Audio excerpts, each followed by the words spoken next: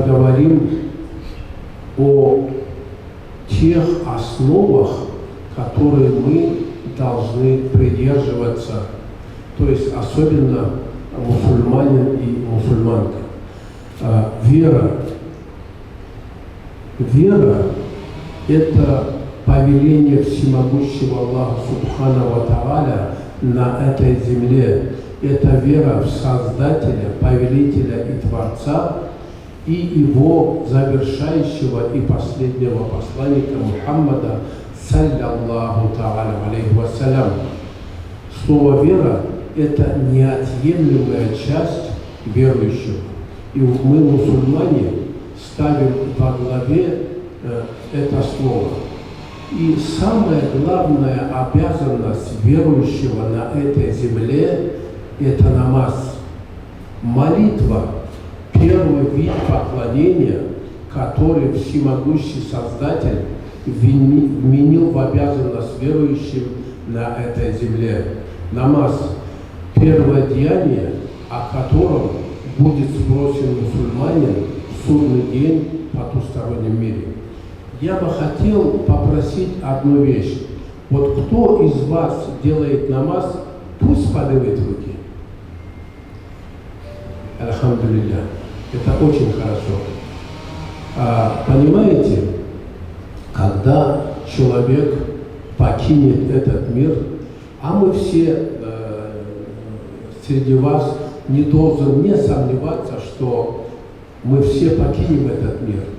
Мы все в этом мире гости этой временной жизни. То есть мы все здесь гости.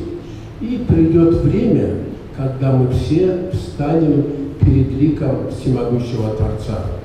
По канонам нашей религии, религии ислам, человек, когда покидает этот мир, то не он говорит, а говорят его деяния.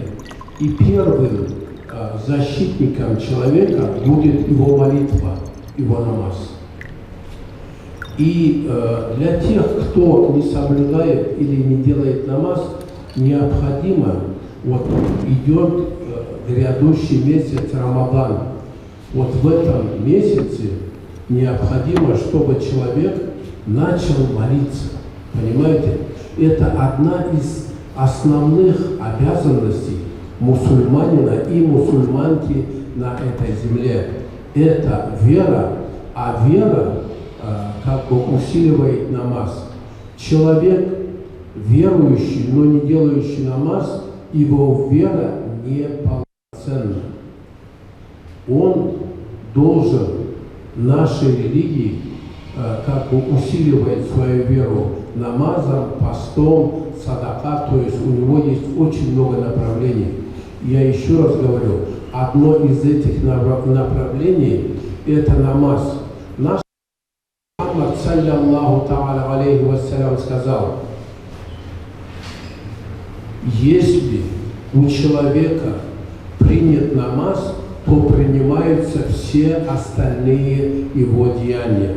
Если намаз неполноценный, то и его деяния будут неполноценными или половинчатыми.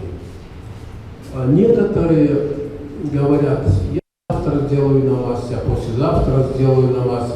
Я сделаю намаз, когда я постарею, потому что я сейчас учусь, я сейчас работаю. Но вот единственное, перед молящимся ставят человечье тело. Перед ним во время молитвы ничего не должно быть. Единственное, которое стоит перед человеком, когда совершается джаназа намаз, это человек, который покинул этот мир. Чтобы тот человек, который совершает над ним погребальную молитву, понимал, сегодня он, а завтра встанет другой человек. То есть и тот человек, который делает джаназ намаз, может быть таким же, как и он, который покидает этот мир. Этот мир – это бренный мир, это воля всемогущего Создателя. Мы, хотим мы этого или нет, мы живем в этом мире определенный период, определенное время. И только лишь Создатель знает, кто из нас когда покинет этот мир. И поэтому нам никогда нельзя откладывать сегодняшнее дело на завтрашнее. Вот, скажем, вы все студенты, ну, большинство, да? Как вы должны совершать ежедневную молитву? Утром вы должны встать, взять омовение и совершить намаз. Это с омовением, ну, если займет 10 минут, это хорошо. Мне кажется, вы всегда в состоянии найти эти 10 минут. Вы приходите на лекцию, вы бываете, ну, где-то до обеда, после обеда. Вы, если здесь нет помещения, когда вернетесь домой, завершите свою молитву. То есть обеденный намаз, аср намаз, если даже кто-то опоздал на магриб, то есть на вечерний намаз, вы это дома можете восполнить. Не обязательно, чтобы вы где-то посередине этого расстелили коврик и сделали намаз. Понимаете? Но намаз, он обязателен для всех. Есть две категории людей, которые могут не делать намаз. Я, если хотите, вам их перечислю. Первое, это кто говорит, что я не верю в Создателя. Он открыто говорит, вот я не верю в Субханаллах Аллаха. Он освобождается от намаза. И второй человек, который потерял свой разум, который, вот, понимаете, да, умалишенный. Вот две категории людей, которые могут не делать намаз. Остальные все обязаны, мусульмане, делать намаз.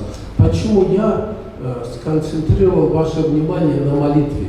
Молитва – это то деяние, когда человек совершает молитву, он боится, чтобы Создатель всегда ее принимал. И он будет остерегаться от всех дел, которые не разрешены в исламе. Понимаете? Молитва – это подобно мосту, через который человек проходит.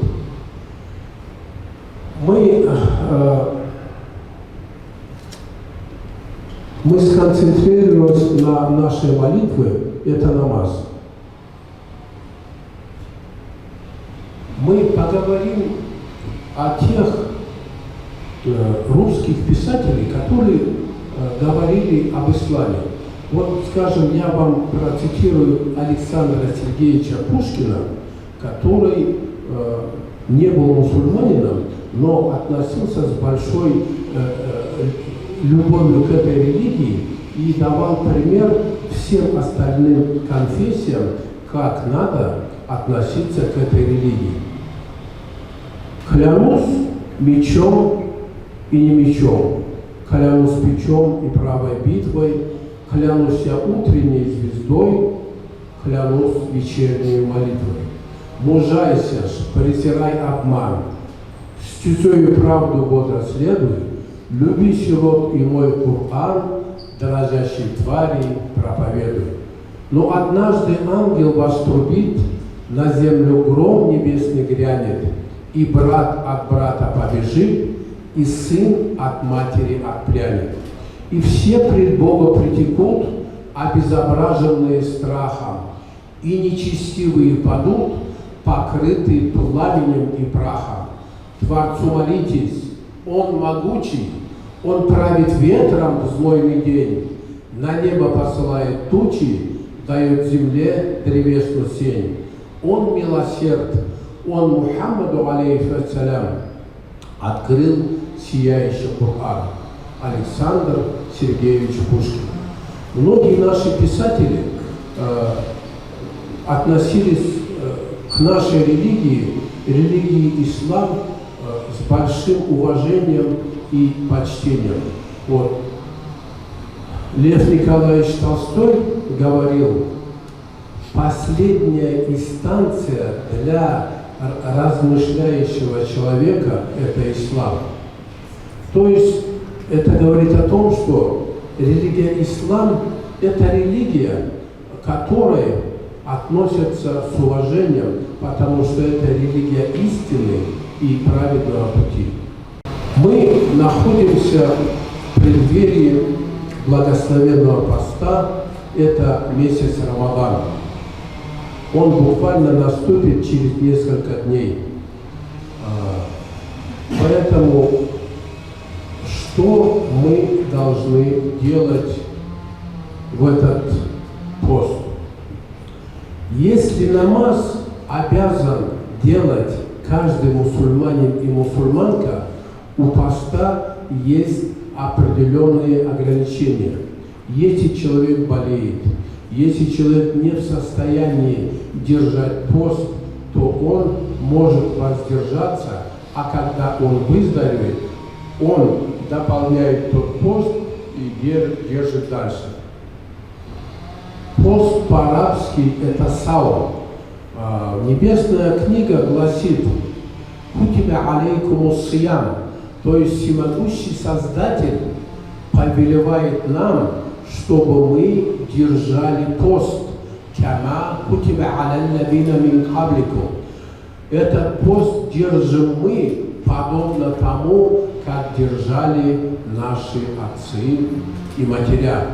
«Лааллакум таттакун», если вы будете богобоязны. То есть даже в этом повелении всемогущего Создателя Создатель говорит, что мы обязаны держать пост.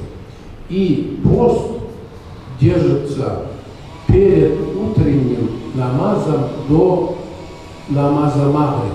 То есть в течение дня, когда человек должен воздержаться от пищи и питья, и когда человек ради довольствия всемогущего Создателя должен держать пост. Если кто не держал пост, то вы его начинаете держать ради тех, кто покинул этот мир. Но основа это ради Аллаха Субхану ва Тааля. Держите пост, и вы почувствуете вкус нашей религии. Вы почувствуете себя истинными мусульманами и мусульманками. Вы знаете, я бывал в арабских странах, где температура воздуха доходит до 50 градусов. И у людей трескались губы, но они держали пост. Понимаете? И это одна из направлений нашей религии. Это вера, это иман. И я хочу пожелать вам, чтобы все вы делали намаз и держали пост.